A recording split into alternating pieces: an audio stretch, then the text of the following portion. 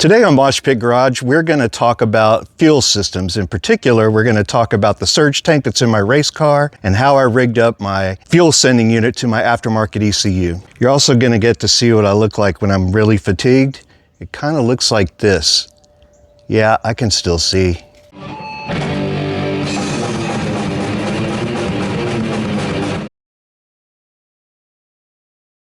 So we're going to talk about surge tanks. Sounds fancy, but it really isn't. It's pretty simple. So let's say you've got your typical fuel tank in your car, your main tank. And the way most of these work, you've got your fuel tank, you've got your fuel in there. And then for fuel injection systems, you'll have a line that comes down into it. The fuel pump usually hangs off the bottom of it. And the fuel pump through something called a sock is picking fuel up off the bottom of the tank. It's pressurized, it comes out, it goes to the engine, or really it goes to a pressure regulator. We'll get into that in a minute.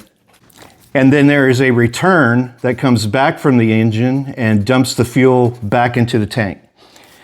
These work fine. You know, most OEM cars are set up this way. No big deal. The problem is when you start getting into race car levels of performance, track days, you know, HPDEs, autocrossing, road racing, whatever it may be. It's not difficult for a car with sticky tires to generate a G of cornering force. So that means if I'm taking a right-hand turn, it feels in the car as if I'm being pulled to the left at 1G. Race cars can generate much, much higher cornering forces than this. Formula One cars are a very good example of that. Let's say I'm running Hoosier A7s, which is what I use on my car. No problem generating 1G. I've measured it. So what that means is in the car, 1G is pulling me to the side, 1G of gravity is pulling me down. So that means what us engineers call the resultant vector is down this way at a 45-degree angle, okay? So what that means is if this is your fuel tank, all your fuel is going to get sloshed over into this corner just as if you had rotated the tank 45 degrees with the car sitting still. So you can see how the fuel is going to collect all the way over into this corner. The problem is if your tank is low, it's going to slosh away from your fuel pump and you're not going to be picking up any fuel to send into your system. Your fuel goes away. There's really no accumulation in a modern fuel injection system, so if you lose pickup at the fuel pump, you lose pressure right away and the car will cough and sputter. So how do we fix this? Okay, we can use what's called a surge tank. So what you do is you have your regular fuel tank, and I still have a fuel pump sitting at the bottom of mine with the same outlet and the same return. This, instead of going to the engine, goes to the surge tank. So I have a secondary tank, a much smaller one, about 1 liter, underneath the car. I'll show that later on in this video. It's located behind the passenger seat in front of the right rear tire. So what you're doing is instead of sending this to the engine, you send it into the surge tank. All right? And then you have a return from the surge tank that goes back to your main tank. This is pumping constantly. The beauty of this is that your surge tank stays completely full. The fuel comes in, forces all the air out, that goes back to the main tank. All right, so even if you get slosh and you lose your fuel, the surge tank always has fuel in it. This is going to stay full a long time. I ran some calculations on this, and basically you would have to sustain G's for a long, long, long time before this thing pumped dry, even at full throttle. Like, it's not going to happen. Okay, so then what you do is you have a secondary fuel pump, and you pump out of the bottom, the surge tank, and this pump is always going to have fuel because the surge tank is always full, right? And then the output of this goes to your pressure regulator. And then on pressure regulators, you have 1 input and 2 outputs typically. The low pressure runs back to the surge tank, and then the high goes to the engine. So this thing is basically running in a loop all the time. This thing's running in a loop all the time. The net effect is Even as this drains down, your surge tank is always full. You're pulling your fuel off of that. This is the pump that's actually pressurizing the system up to fuel injection pressure, 45 to 60 PSI, whatever that might be, goes out to the engine. So this means that you always have fuel going to your engine, even if this tank is sloshing or low or completely empty. I have been out on the track and run this tank completely empty and only had fuel left in the surge tank and been flying around and running laps at top speed and not realizing that I was at 0% fuel. And actually, I'm kind of lucky I made it back to the pits. So that tells you how good these work. These work very, very well. So I hope that makes sense. If not, leave a comment down below and I will elaborate on this explanation so that it makes more sense.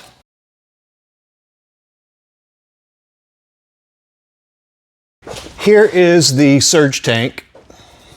This is the tank itself.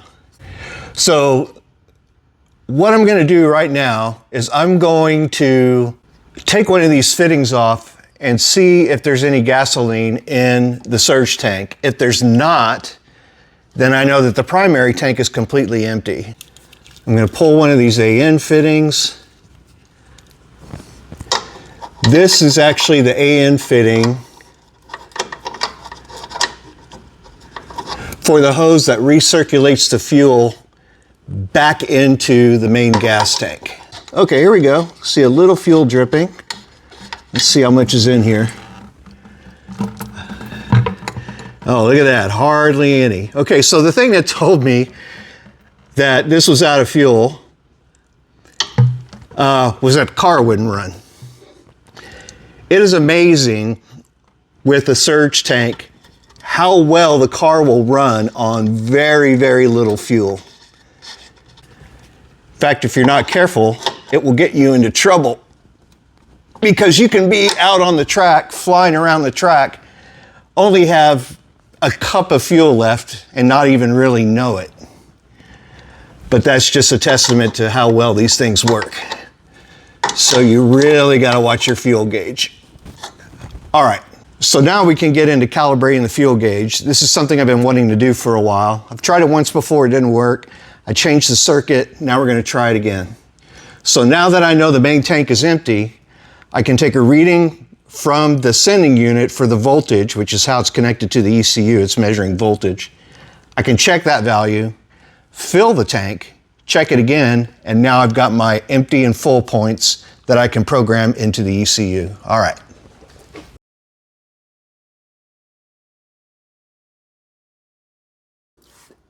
I'm running M- right now. This is an application that you can use with the MaxxECU that lets you program your own dashboard. It's pretty slick. So I'm going to change to my second page. You can see right here, I've got input voltage for the input, analog input 4 that I have connected to the fuel sending unit with the voltage divider. And then this is the signal that you see on the gauge, 0%. Okay, so I'm going to turn on the ECU. It's going to connect. And now I'm getting a reading of 0.951 volts. So I know that when the tank is completely empty, the voltage being measured by the ECU, look at my awesome mount, it's great, is 0.951 volts. So what I'm going to do is I'm going to fill the tank and then we're going to check that again. Gas is going in. If I remember correctly, we should see the voltage go down.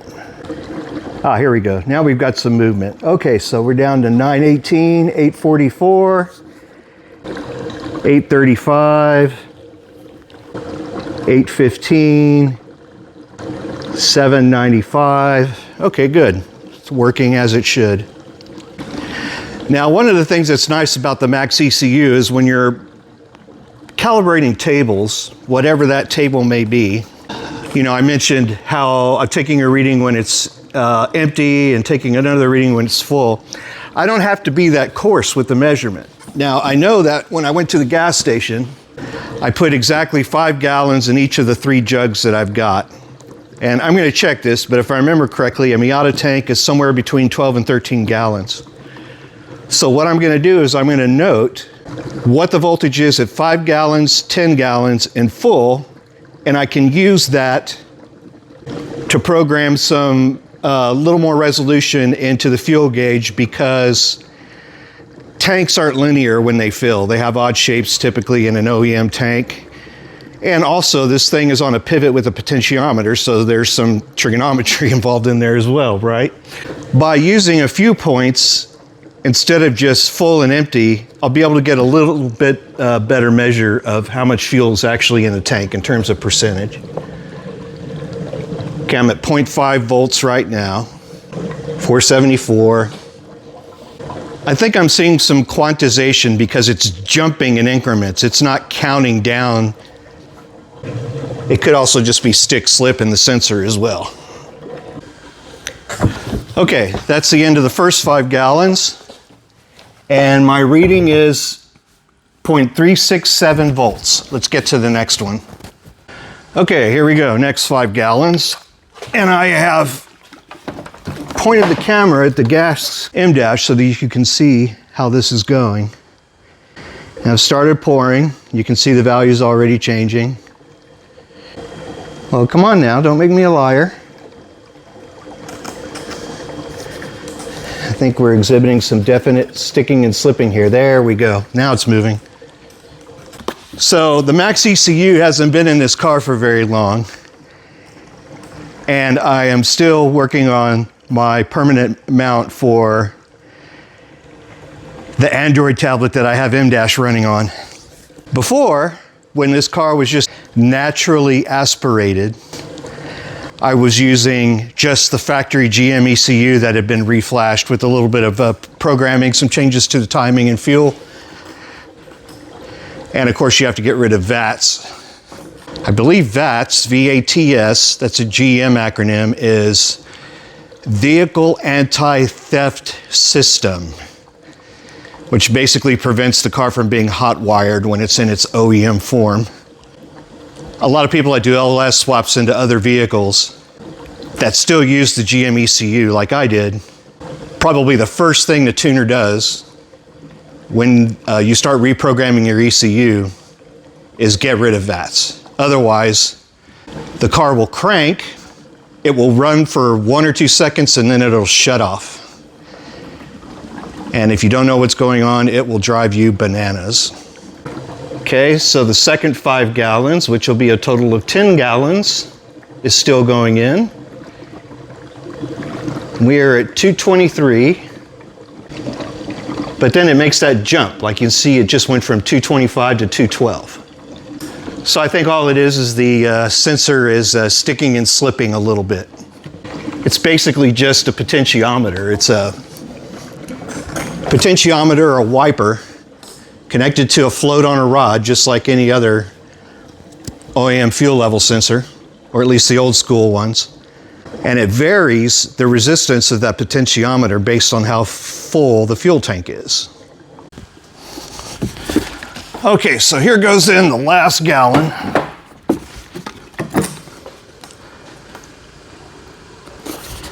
Since this gas can has volume markings on it, once this tank goes in, I will be able to look at how much fuel is left in the can when the tank is full and inevitably overflows. Hell, my Corvette only holds 16, if I remember correctly. But that's okay, because on the highway, Corvettes get unbelievable mileage for what they are. Corvette is one of the other cars in the fleet. It's a 2008 C6, which means it has the LS3, which is great. That's a square port cylinder head, flows a little better than the LS1s and the LS2s. This has an LS1 in it, which is the cathedral port cylinder head. Still flows great. It's not a dog by any means. The other thing that means is that the Corvette has the 6L80 transmission in it instead of the 4L60. Okay, still not overflowing, oddly enough. Back on the Corvette, I took it on a 2,500 mile road trip, and I reset the computer when I left and checked it when I got back home after 2,500 miles of driving. The average mile per gallon was 26, which is amazing to me because I was not driving slow. On I-10, I think it's west of Junction, eventually the speed limit goes up to 80, and I was going a little bit faster than that, allegedly. Wait a minute. Am I finally full? Stop going in. Okay, now what I'm going to do is I'm going to cycle the ECU on and off a couple of times to refill the surge tank, because when you cycle the ECU on, like a lot of cars, it runs the pump for a few seconds. That'll refill the surge tank. I'm going to do that a few times now.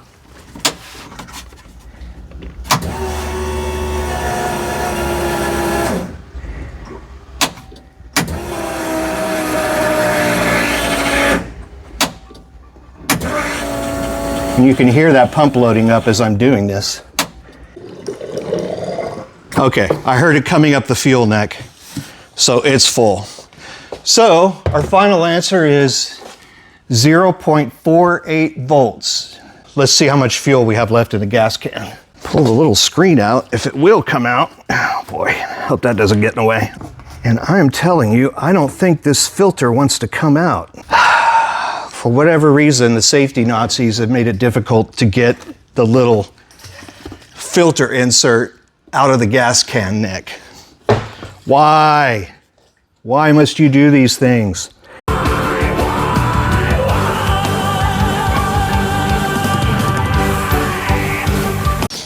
Okay, after turning the lights off and some trickery with the flashlight shining up through the plastic, let's call it 1.2 gallons left in the fuel tank, or in this gas can. Pardon the verbiage.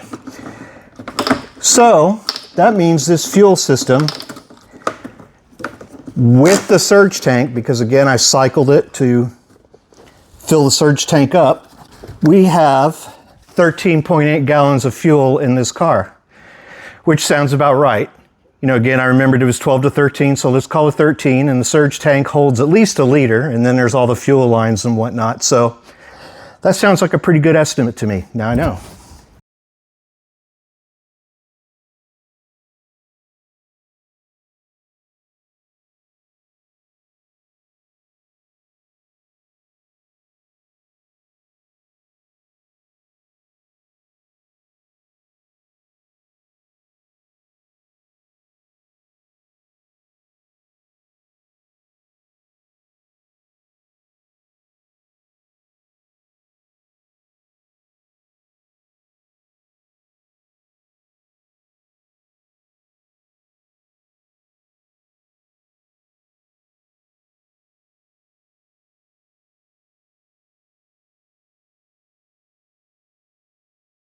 So if there's anything in particular about this car that you would like to know, drop it in the comments below, and I'll see what I can do. Add it in a video. Thank you for watching.